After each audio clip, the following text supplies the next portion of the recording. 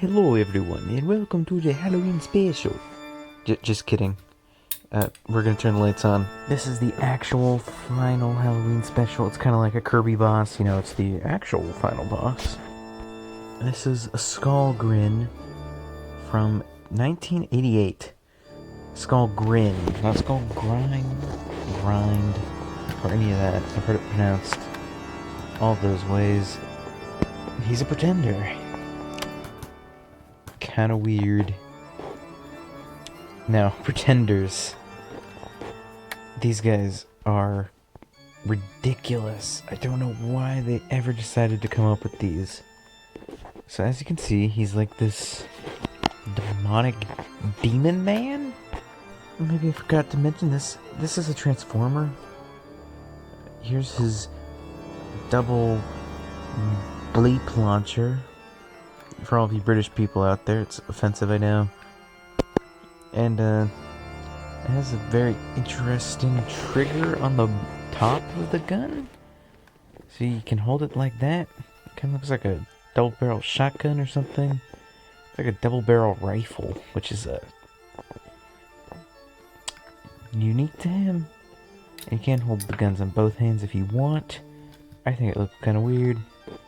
Here's his sword. It's like the scimitar. It's really cool. Yeah, it kind of looks like a beak or something. It's kind of reminiscent of a bionicle sword. You can even see it has Technic holes. They don't fit Technic pins, but you know, I try. And here he is next to Tahu. You can see they are very similar in size. And Skullgrin's head is a little bit lower than Tahu's, but his horns go over Tahu's mask, so breaks even. And there's a closer look at his sword. Now, the reason why this is a Halloween special is because this guy's kind of creepy. He has skulls everywhere. But we used to store him with our Halloween decorations because why not? We used to kind of put him around as a Halloween decoration. And there's a really crappy Decepticon sticker on his pauldron. I've seen this on other figures, but the plastic can get kind of sticky and hard to clean, so be careful. And he has 3 points of articulation. His arms can rotate 360. They're fairly stiff. Both arms can do it. But then we have a head articulation, which is interesting. Yeah, it can only turn one direction, at least on mine. And his jaw is on his chest. So is his tongue. And it's unpainted. Which is very strange because his head is painted. It's white plastic. And then he has these really pretty pink eyes. A heart-shaped nose. And it's just kind of inconsistent. One of the better molded pretenders, but not one of the better painted ones. Now look at all these skulls on his belt. He has 7. He could be a freaking Warhammer figure. Like, what the heck? And then he has a skull for a head. And he has these very weird things on his back. He has like this technical detail and then these spikes. And to transform him, you're gonna pop his belt off. And that reveals more pink crotch area. Lucky you. He also has a little tail, which is, you know, kind of interesting. And now you just want to pop him in half. Because of why not? And that's a pretender for you. Like, who at Takara and Hasbro thought this was a good idea? Like, what the heck? As you can see here, is his very hollow back. And there's almost nothing to it. You just kind of stick the guy in there. Why? I don't know. Why do they have organic shells? Okay, I'll have plenty of time to complain about this later. Let me kind of get this cleaned up. Oi, Josuke, I erased the pretender with my hand out. Ain't that wacky? And here we go. This is Skullgrin for real. And this is his little tank mode. And I wonder where his head is? I don't know. I think they hit it pretty well. And yeah, he has these guns sticking out. I think he looks a lot better without them. These are the same guns from before. And they're fine. Whatever. And here he is. He can roll.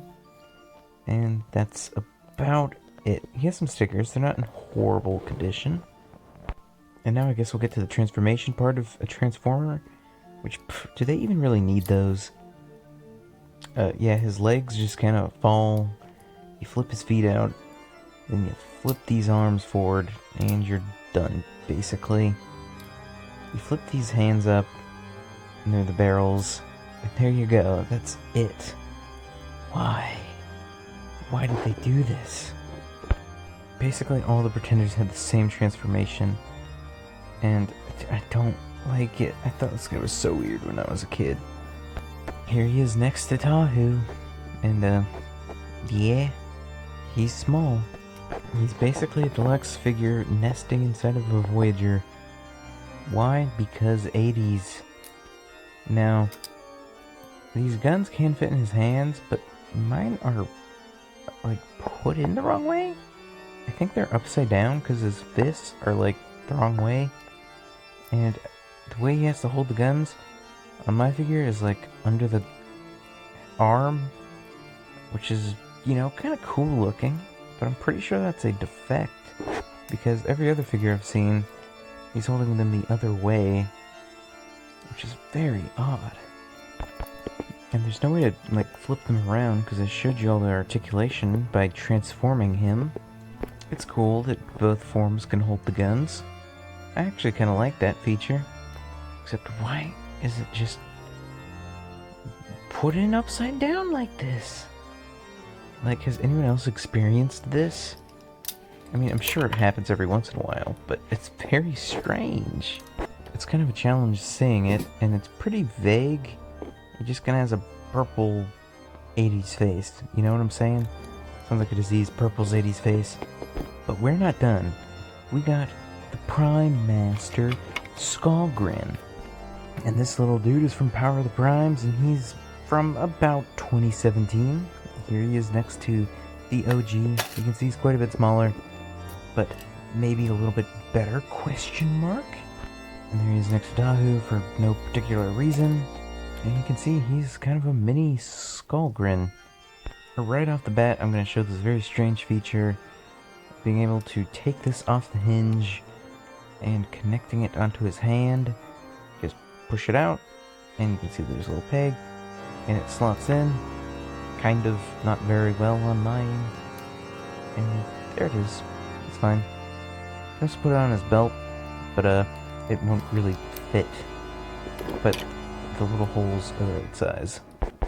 And you know, it's like half a millimeter off or something, but the guns from the original do fit in his hand. They just don't really stick too well. And to see what's inside this guy, it's much more easier. You just pop them open.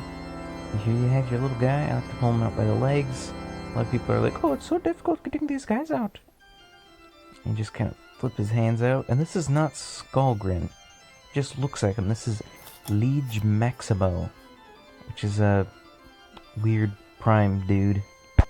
Kind of like to stay out of the lore stuff in these videos. Don't want to get anything too super wrong. You can see he's a very, very tiny little dude, and he almost has as much articulation as the original. More in some places. His head's on a ball joint, so it can go 360. Can't really go in any other ways. His arms can go up, you know, 180 degrees is all you're going to get out of them. They can go out barely. His legs can bend backwards in all sorts of crazy ways. But yeah, he kind of has better articulation than the original. And here he is next to the original. And yeah, he looks pretty faithful actually. Just as detailed and just as much articulation, which is kind of funny. It just shows how much we've advanced in the wonderful realm of toys. Now, they're called Prime Masters, but it's really a bicep master or a headmaster. You stick this into a figure's bicep or use it as their head. It works either way, and you can even put them on some weapons. This guy does it in alternate mode. You flip this up, you flip this handle down that's just chilling in between his legs. Kind of weird that it's in between his legs, just saying. And this part's kind of weird. You're supposed to like stick them on this guy's back. It's kind of challenging. It's kind of fighting me. Yeah, so these guys would just power a figure up if you place them. Just, they're mini-cons. Come on, let's admit it. Man, I really cannot find the right way to place this guy. There we go. Super exposed. Kind of dumb looking. But plot, you know what I'm saying? If it's part of the plot, it's okay. Now, the original Skullgrin, oh my gosh, Grin can hold himself with the handle that's in between his legs. Oh my gosh. There we go. That is, something you only can get with Transformers. But I love doing this. It's so weird. And if you want, you can go even more meta. Fold up Liege Maximo here, put him inside the tiny Skullgrin, and then put the tiny Skullgrin. Oh, that's what he looks like inside. I didn't really show this off too well. Pull him out. That's what the inside looks like. Very boring. Didn't need to be detailed. Get back to what I was saying. Then you can put the tiny... Oh my... Bruh. Okay, then you can put the tiny Skullgrin into the big one. Oh yeah, his arms can rotate. So, just pop him open, and then pop your boy in, and you got a Russian nesting doll. Would you look at that? Again, why? Okay, sure. Creative toy ideas. Okay, so what I recommend this fella? I don't know. Okay, from a story standpoint, I don't like to bring plot to this, but these guys are stupid. Okay, what is happening? I mean, they're bigger than regular Transformers, or the same size as. Man, they're supposed to be like organic bodies? Depends on what media you're looking at. In Japan, Transformers literally transform into humans that are human-sized. So why is it that the toys are the other way around, that the organic body is bigger? But in the comics, they're just like power suits. They just look like humans for no reason. But then in like it's so confusing and dumb. Don't know why they thought to do this. It's almost as worse as the weird action figures that didn't transform and looked kind of weird. Don't know why they went through this phase of doing crazy stuff like this. But here we are. Now, originally this guy retailed for I think $10. It was very difficult finding it, and I had to look it up on some like sketchy forum. But it was a guy I think I met before, so whatever.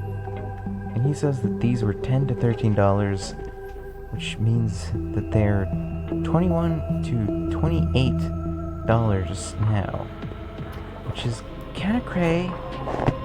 Like, I don't know, it's a lot of plastic, and he's not the best example, but a lot of them are really well painted, and, I don't know. These guys are also really weird on the aftermarket. Some people will sell just the inner body for $90, or they'll sell both together for $20? I don't know, it's very dumb, but, just find the one that's the right price for you. So, I mean, you should have one Pretender in your collection. And, why not it be Skullgrin? He's, like, the perfect example of a Pretender. So if you're only gonna get one, I guess get him. He's probably one of the more iconic ones. But, if you already have a Decepticon Pretender, I would say maybe pass on this guy. Unless you're going for, like, 100% completion, or you just have money to burn. Also, the little Power of the Primes figure is like $5 or something, and in some cases you can still find them on store shelves. So yeah, go out and get him. I'd say he's worth it. Why not? He's a little pricey, I guess, but whatever. But that's all I have to say, so peace out and have a happy Halloween.